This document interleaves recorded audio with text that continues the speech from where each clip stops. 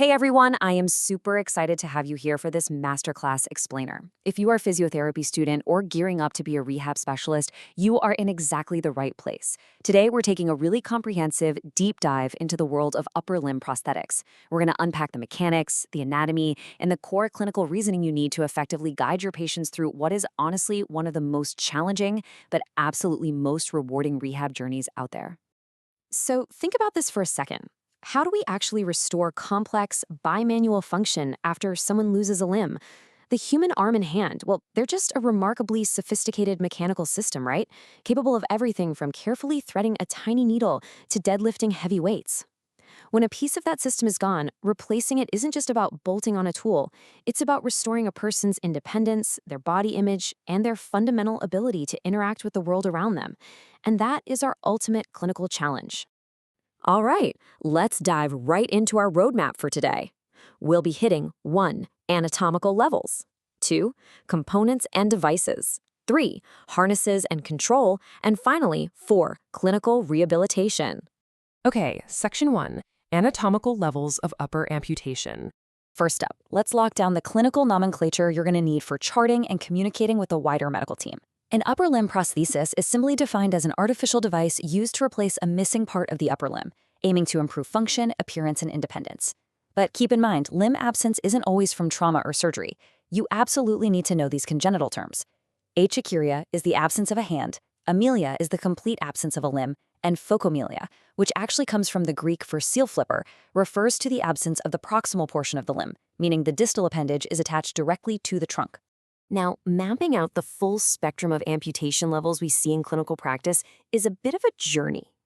You ascend from a partial hand amputation at the most distal end, moving up through wrist disarticulation, transradial, which is your below elbow amputation, elbow disarticulation, transhumeral, shoulder disarticulation, all the way up to a forequarter amputation.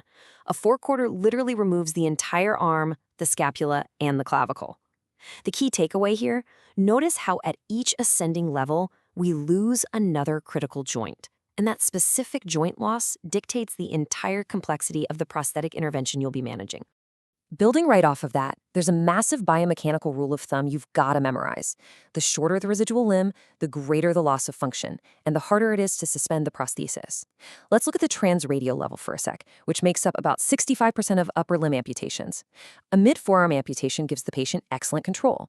But the catch is, the shorter that residual limb gets, the more forearm pronation and supination the patient loses, meaning the prosthesis now has to mechanically compensate for that lost rotational ability.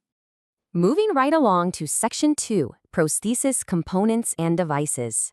Think of a complete upper limb prosthesis, like a finely tuned system that ties several core components together. Up top, you've got the suspension harness wrapping around the chest and shoulder. That harness connects down to the socket, which is this crucial, custom-molded interface that physically holds the patient's residual limb. And then, down at the very end, is the terminal device, like an advanced mechanical hand, for instance, which takes over that grasping function. Pretty much every single prosthesis you encounter in the clinic is going to be some variation of this fundamental setup. When we dive into those terminal devices, there's a massive mechanical distinction you have to understand. We're talking about voluntary opening, or VO devices, versus voluntary closing, or VC devices. In a VO device, the mechanism is naturally held closed, usually by rubber bands or springs. The patient uses their muscle power to pull a cable to pull it open, and then they just relax to let it clamp down on whatever they're holding. A VC device, it's the exact opposite. It rests in an open position, so the patient actually has to actively apply continuous physical force to pull it closed and grasp the object. This choice drastically changes your patient's daily energy expenditure. Now, you're going to constantly run into a huge tug of war in patient priorities. Take a highly cosmetic, passive hand. It looks incredibly natural, but honestly, it offers minimal active function. It's mostly just a support tool. Contrast that with a standard terminal hook. Sure, it doesn't look like a human hand at all, but it is incredibly functional. It gives the user fantastic leverage, really precise control, and clear sight lines when they're trying to pick up tiny objects. As their therapist, you'll constantly be helping them balance their desire for a natural cosmetic appearance against their need for raw, everyday utility. Technology, of course, gives us a really cool middle ground. Externally powered devices, like myoelectric systems, use sensors right on the patient's skin to read their muscle signals, which then power a small electric motor. The advantage here is just tremendous. They offer a grip force that can sometimes completely exceed a natural human hand, plus the potential for multi-joint simultaneous use with way less physical exertion. But, and it's a big but, you have to keep in mind that these are heavier, significantly more expensive, and a whole lot more technically complex to maintain than body-powered options. So what happens when we go above the elbow? The complexity totally multiplies. A transhumeral prosthesis introduces entirely new hurdles compared to a transradial one. Simply put, you have to add a mechanical elbow unit into the mix. This translates to a much higher overall energy requirement for the patient. They now have to figure out how to lock and unlock that mechanical elbow, usually by doing some very specific shoulder movements, before they can even think about operating the terminal device at the end of their arm. It takes immense repetitive coordination training from you and the physiotherapy team. Which brings us to Section 3, Harnesses and Control Systems. The mechanical loop of a body-powered transradial prosthesis is basically a brilliant kinetic system. Starting at the back, you have the figure-8 harness anchoring everything. Attached to that is the control cable, which runs right down the outside of the double wall socket, crosses over the wrist unit, and attaches directly to the terminal device. When the patient physically flexes their shoulder or rounds their back, they pull that cable taut, and that tension is literally what operates the hook. It's a direct mechanical transfer of energy. These body-powered devices, they are absolutely the workhorses of the prosthetics world. Their advantages are super clear.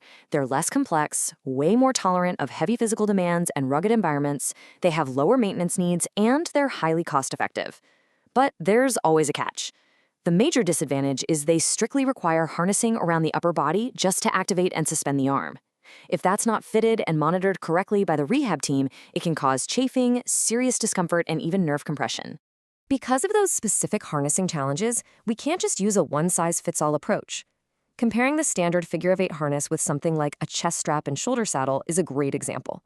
The figure-of-8 relies heavily on the non-amputated side and an axilla loop, that loop right under the armpit to get leverage.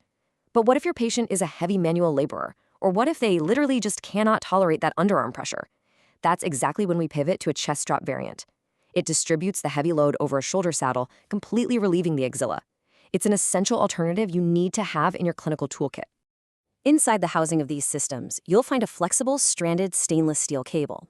It's important to know that these can be single control cable systems, which we usually see for below elbow amputations, where they only need to operate the hand, or dual control cable systems for above elbow amputations. In a dual setup, one cable action locks the elbow, while a totally separate action operates the hand. Either way, the whole shebang is purely about transmitting the patient's kinetic energy into a mechanical grip. And finally, Section 4, Pre-prosthetic and prosthetic rehabilitation. Here is the absolute crux of your job as a physiotherapist. You do not just sit around waiting for the hardware to show up. You follow a strict pre-prosthetic training sequence. Your immediate post-surgical goal is promoting wound healing.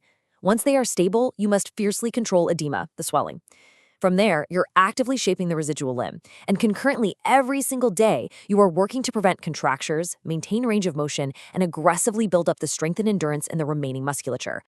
Let's zoom in on edema control and limb shaping for a second, because honestly, it's non-negotiable. A prosthetic socket is a perfectly rigid container.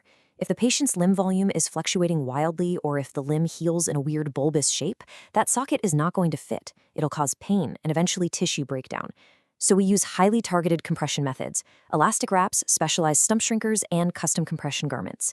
Your meticulous application here and how well you educate the patient on these methods is what guarantees a properly shaped conical limb that's perfectly ready for an optimal socket fit. If you take one philosophy away from this explainer, make it this: maximize independence before prosthetic fitting. The psychological and physical rehab, it starts on day one. You are actively teaching them one-handed techniques, adaptive strategies, and core stability long before the prosthetic ever enters the room.